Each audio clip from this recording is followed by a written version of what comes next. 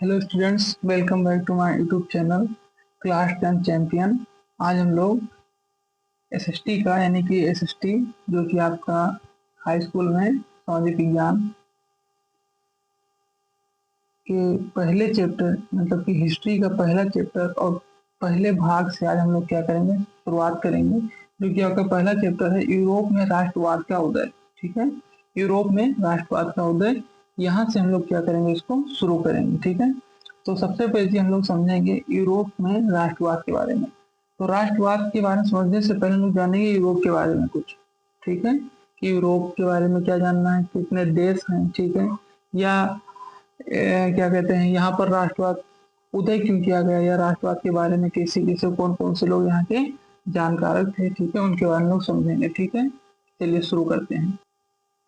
ठीक, चलिए शुरू करते हैं। सबसे पहले हम लोग जानेंगे यूरोप में देशों की संख्या के बारे में। तो यूरोप में करीब 50 देश होते हैं। अभी के समय में करीब 50 देश हैं। ठीक है, इसमें कुछ प्रमुख देश हैं। ठीक है, यूरोपीय देश में जो कुछ शामिल भी थे, जो कि कौन से थे, जैसे जर्मनी है।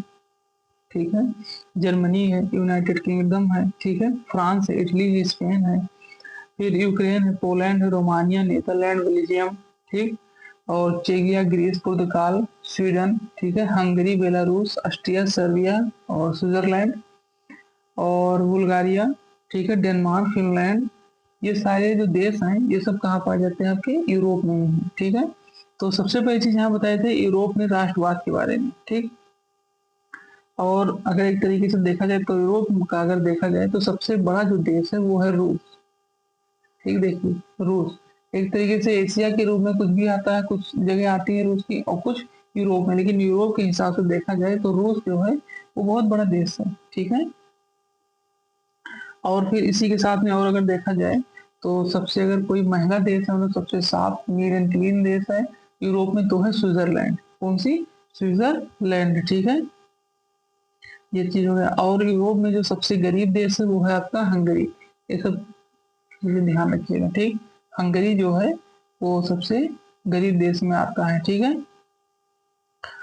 चलिए अब हम लोग शुरू करते हैं इसके बारे में, यूरोप में राष्ट्रवाद के बारे में। ठीक है, चलिए अब हम लोग इसको शुरुआत करते हैं, शुरू करते हैं। देखिए सबसे पहली चीज, यूरोप में जो राष्ट्रवाद का उदय होता है। ठीक है, यूरोप में राष्ट्रवाद शुरू होता है करीब 18वीं शताब्दी से। ध्यान रखिएगा, कब से?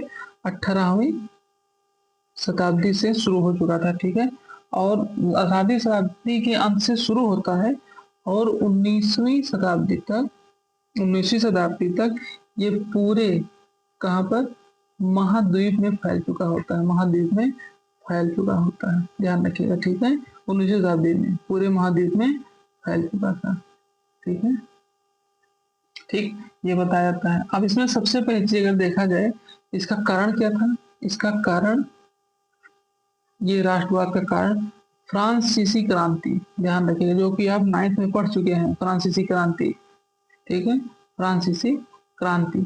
कुछ हम लोग फ्रांसीसी क्रांति में फिर से आपको बताना चाहेंगे कैसे क्या है। ठीक है, बताया जाता है कि 1789 के करीब में, यानी कि 1789 में फ्रांसीसी क्रांति में राष्ट्रवाद को बढ़ावा मिलना शुरू हो गया। ठीक है, फ्रांसीसी क्रांति में राष्ट्रवाद को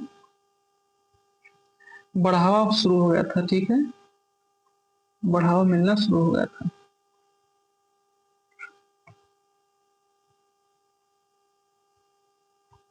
ठीक, क्या हो गया था? बढ़ावा मिलना शुरू हो गया था।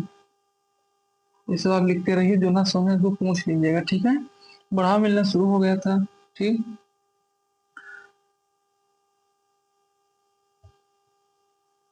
चलिए और आगे समझते हैं।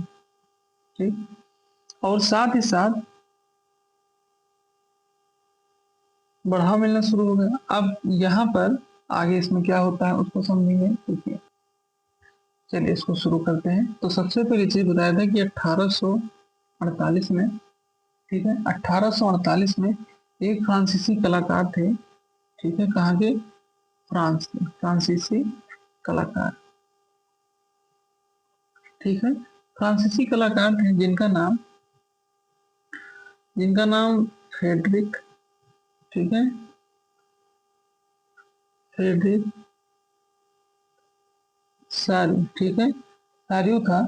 इन्होंने क्या किया था, इन्होंने चार ऐसे, और ये कौन थे पहले इसको समझिए, इसको हम लोग जानेंगे। देखिए, ये एक तरीके से लोकतांत्रिक, ठीक है, लोकतांत्रिक और ध्यान रखिए, और सामाजिक, लोकतांत्रिक और सामाजिक गणराज्यों, ठीक है, गणराज्यों से बनी दुनिया, गणराज्यों से जो चीजें बनती थी वो दुनिया में क्या करते थे, ये चित्रकारी के माध्यम से, चित्रकारी के माध्यम से सबको बताते थे, सबको दृश्य दिखाते थे, दृश्य दिखाते थे, ठीक है, कल्पना के माध्यम से, ठीक है। और उनकी कुछ कृतियां जो विशेष रूप से एक जगह ज्यादा प्रकाशित हुई, ठीक है, कौन सी थी, ला रिपब्लिक, जो कि आप लोग पढ़े होंगे, ठीक है, 9th में भी इसके बारे में जिक्र किया गया है, रिपब्लिक, यूनिवर्सल, ठीक है, यूनिवर्सल डेमोक्रेटिक, डेमोक्रेटिक एक्सोसन, ठीक है। इस जगह पर बहुत ज्यादा क्या होती थी, प्रकाशित हुआ करती थी, ठीक है। अब और आगे समझेंगे इसके बारे में, ठीक। तो ये हो गया 1848 में, कलाकार थे, ठीक है, फ्रांसीसी कलाकार फ्रेडरिक सारू, जो कि लोकतांत्रिक और सामाजिक होते हुए सामाजिक गणराज्यों के की जो समस्याएं होती थी वो दुनिया भर में चित्रकारी के माध्यम से क्या करते थे, चीजों को दिखाया करते थे, ठीक। ये चीज हो गया। अब देखिए आगे, फिर उसके बाद फिर क्या होता है आप समझिए। तो ये चीज बताया गया। अब फ्रेडरिक सारू जो कि एक तरीके से राष्ट्रवाद के उदय के लिए भी बहुत अच्छी तरीके से जाने जाते थे। तो सबसे पहले तो हम लोग ये समझें कि राष्ट्रवाद होता क्या है, ठीक है। राष्ट्रवाद क्या होता है, राष्ट्रवाद एक विचारधारा है, समझिएगा, एक क्या है, विचारधारा है, ठीक है, जिसका उपयोग क्या, जिसका उस विचारधारा का कैसे उपयोग किया जाता है इसको जानेंगे। इसका उपयोग सबसे पहले जनसंख्या पर किया जाता है,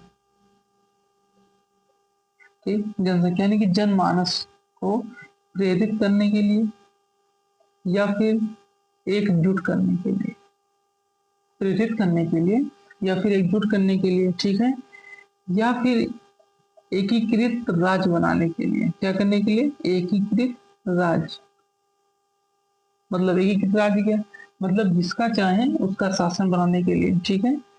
और साथ ही साथ और क्या काम करता है राष्ट्रवाद, राष्ट्रवाद से जो देश की संस्कृति है, ठीक है, क्या है, संस्कृति यानी कि कल्चर, उसको बचाए रखने में, ठीक है, कोई अगर खतरा होता है राष्ट्रवाद वो संस्कृति पर तो उसको बचाएगा, ठीक है।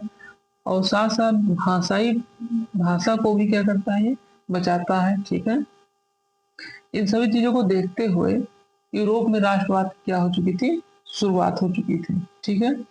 अब यूरोप में राष्ट्रवाद का उदय कैसे होता है, ठीक है, मतलब उदय के बारे में बताया कि कैसे होता है। तो देखिए, सबसे पहली चीज क्या बताया जाए कि यूरोप में राष्ट्रवाद के निर्माण में, यूरोप में राष्ट्रवाद के निर्माण में, ठीक, निर्माण में, और उसके बाद अगर देखा जाए निर्माण में भी और उसके बाद भी फ्रांसीसी क्रांति जो थी वो बहुत महत्वपूर्ण थी, ठीक है, क्या थी, फ्रांसीसी क्रांति बहुत इसमें महत्वपूर्ण थी, ठीक है। किस तरीके से, क्योंकि फ्रांसीसी क्रांति और नेपोलियन का जो युद्ध था इसको इसने प्रोत्साहित किया था, मतलब आगे बढ़ाने के लिए, नेपोलियन का युद्ध, ठीक है, नेपोलियन का युद्ध, इनके बारे में आपने हाई स्कूल में पढ़ा होगा, ठीक है। ये दौड़ते जा रहे हैं और पीछे कुछ पत्र गिर रहे हैं, जो कि पत्र बताता है कि ये इनके देश छूटते जा रहे हैं, ठीक है। तो यहाँ होता है कि प्रोत्साहित करता है, और साथ ही साथ यहाँ पर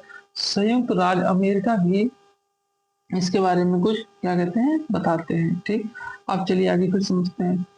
बताया जाता है कि कुछ नवगठित राष्ट्रीय सरकारें भी थी, चलिए आगे देखते हैं। बताया जाता है कि इसी राष्ट्रवाद में कुछ नवगठित राज्य सरकारें थी, क्या थी, राज्य सरकारें थी, ठीक है। तो यहाँ बताया जाता है कि कुछ नवगठित राज्य या राष्ट्रीय सरकारें थी या फिर राजशाही सत्ता। ठीक है, राज्य सरकारें थी या राजशाही सत्ता थी। और फिर साथ ही साथ देश विदेश के लोग इस स्थान को अपने नियंत्रण में रखना चाहते थे। देश और विदेश के लोग यूरोप के कुछ राज्य को, यूरोप के कुछ देश को अपने नियंत्रण में रखना चाहते थे। ठीक है, नियंत्रण रखना चाहते थे। ठीक है, अब इसमें कुछ चीजें जैसे बताई गई कि जर्मनी और इटली,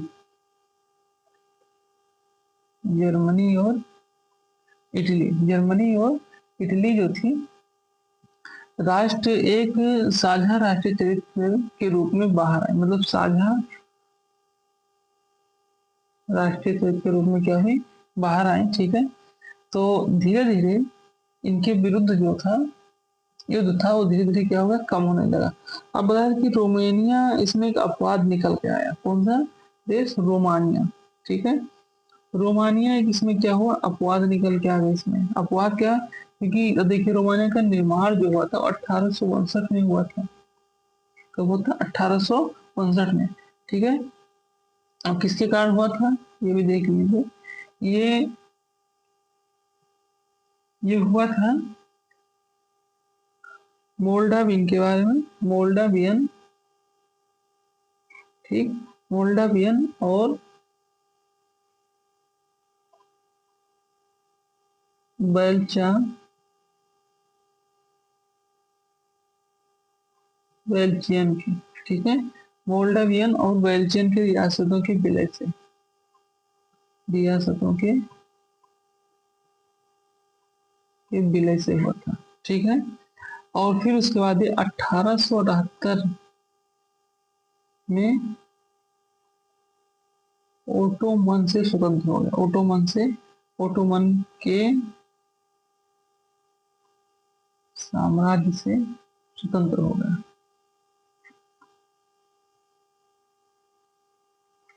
ठीक, ओटोमन साम्राज्य क्या हो गया, साथ ही स्वतंत्र हो गया। ठीक है, रोम। ठीक, ये चीज बताई जा रही है। अब आगे हम लोग फिर समझेंगे कि आखिरकार यहाँ पे कौन कौन से ऐसे कारक थे। ठीक है, जिसके कारण यूरोप में राष्ट्रवाद शुरू हुआ। कौन कौन से क्या थे, कारक थे जिसके कारण से यूरोप में राष्ट्रवाद क्या हो गया, शुरू हो गया। ठीक है, चलिए देखिए, ये सब चीजें भी हम आपको बेसिक बेसिक बता रहे हैं। अभी हमने चैप्टर को शुरुआत नहीं किया, चैप्टर की शुरुआत नहीं की गई है, फर्स्ट दिन है, तो बेसिक चीजें आपको बताई जा रही है। हम चैप्टर को शुरू भी करते हैं। ठीक है, अब देखिए सबसे पहले हम बताएंगे जो पहला कारक है वो सामंती व्यवस्था। सामंती व्यवस्था राष्ट्रवाद के लिए एक महत्वपूर्ण बाधा थी, सामंती व्यवस्था। ये पहला। दूसरा क्या था, मध्य युग मध्य युग में चर्च प्रभावशाली था। जो चर्च कहता वही होता, प्रभावशाली था। ठीक है, जो चर्च कहता वही होता। और साथ ही साथ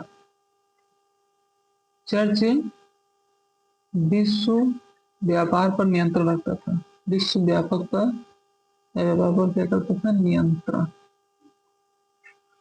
ठीक है, फिर और किसमें क्या समस्या थी कि कई संघर्ष हुए। ठीक है, कई संघर्ष हुए। संघर्ष में आम जनता को, ठीक है, आम जनता में देशभक्ति की भावना जगाई। कई संघर्ष हुए जिसमें आम जनता की भावना को देशभक्ति की भावना ही जगाई थी, भावना को जगाई। ठीक, अब फिर क्या बताया जाता है अब आगे बताया था इसमें और चीजों को, जो मतलब कि साथ ही साथ माइक्रोबियल, ठीक है, माइक्रोबियल, माइकियावेली, ठीक, मिल्स, ठीक, मजीनी और